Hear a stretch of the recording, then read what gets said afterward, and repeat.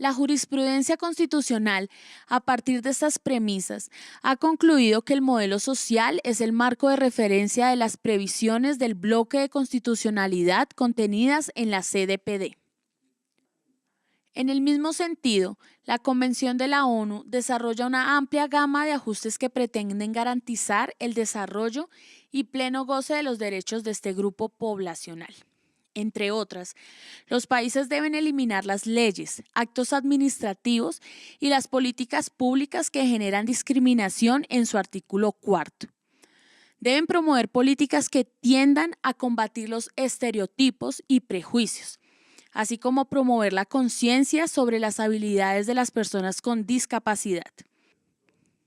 Se plasma en el artículo 23 que los niños y niñas con discapacidad tendrán una igualdad de derechos entre ellos, el no ser separados de sus familias debido a la discapacidad.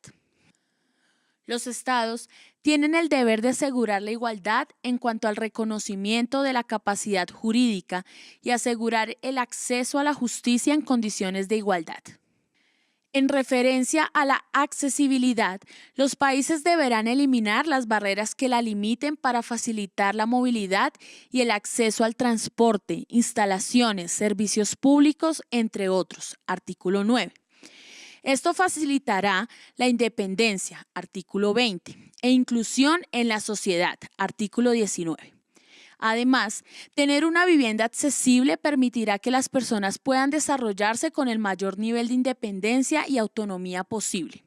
Preámbulo, artículo 3, artículo 16, artículo 25.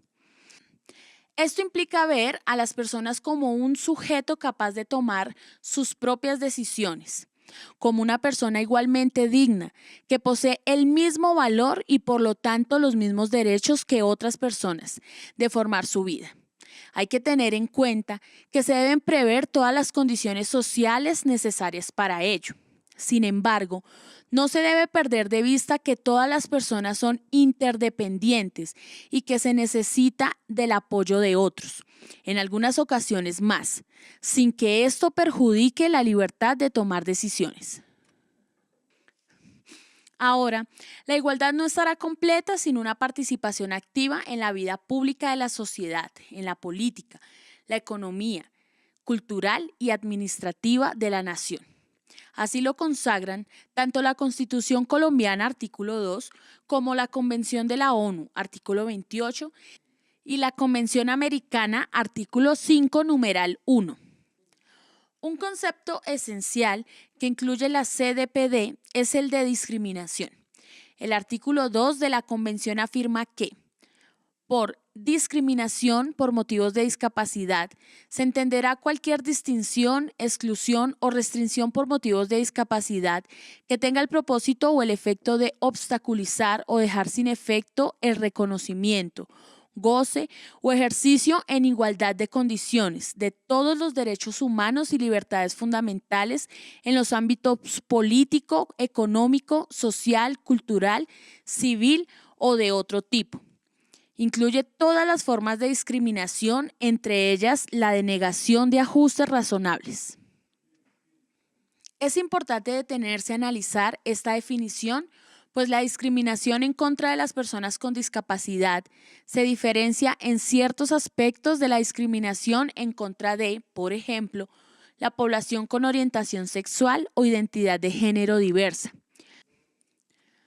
Con el segundo tipo de población, la discriminación tiende a ser dolosa. Los crímenes de odio y violencia en contra de personas transgénero u hombres gays es común.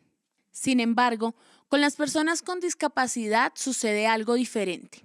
Como se señaló anteriormente en los modelos de la discapacidad, en muchas ocasiones las acciones frente a las personas con discapacidad están dirigidas a protegerlas, curarlas, evitar que se enfrenten a situaciones peligrosas. En muchas ocasiones, en la práctica de país, las familias preguntan por una institución en donde enviar a su hijo o hija de manera definitiva para que le rehabiliten. Los colegios niegan el cupo a un estudiante con discapacidad intelectual porque no piensa que puede enseñarle y temen hacerle daño. En ninguna de estas situaciones las familias o colegios tienen una intención negativa ni querían hacerle daño a la persona, pero terminaron restringiendo uno o varios derechos.